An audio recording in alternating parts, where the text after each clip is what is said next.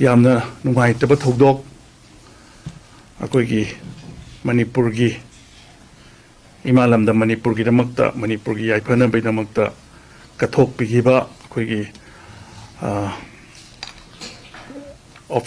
SDPO ꯃꯣꯔꯦꯗ ꯂꯩꯈꯤꯗꯕ ꯑꯩꯈꯣꯏꯒꯤ SDPO ꯑꯩꯒꯤ ꯏꯅꯥꯎ ꯆꯤꯡꯊꯥꯝ ꯑꯅꯟꯗ ꯀꯨꯃꯥꯔ ꯁꯤꯡ MPS ꯑꯣꯐꯤꯁꯔꯒꯤ ꯃꯍꯥꯛꯀꯤ ꯃꯇꯥꯡꯗ ꯑꯩꯈꯣꯏꯒꯤ ꯀꯝꯄꯦꯁꯅꯦꯠ ꯃꯍꯥꯛꯀꯤ ꯃꯆꯥ ꯆꯤꯡꯊꯥꯝ ꯑꯦꯟꯗ꯭ꯔꯤ ꯁꯤꯡ ꯖꯤ ꯃꯍꯥꯛꯀꯤ ꯃꯆꯥ G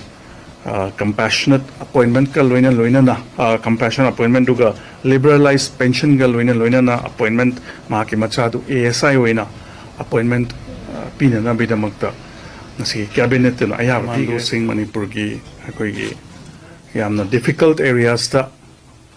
serve to biriba personal pumnamak kidamakta allowance kar compensatory allowance thamki ana sigi allowance sikarino haiba kanjida Manipur ki the commandos in a serve toriba personal punamak tha amada lupa lising manga gi tha amada lupa lising manga gi allowance pinana bidamakta nasigi cabinet ki mifam duna yanakhre loina na atai personal akoigi difficult areas ta serve toriba akoigi personal mayam je commandos na personal mayam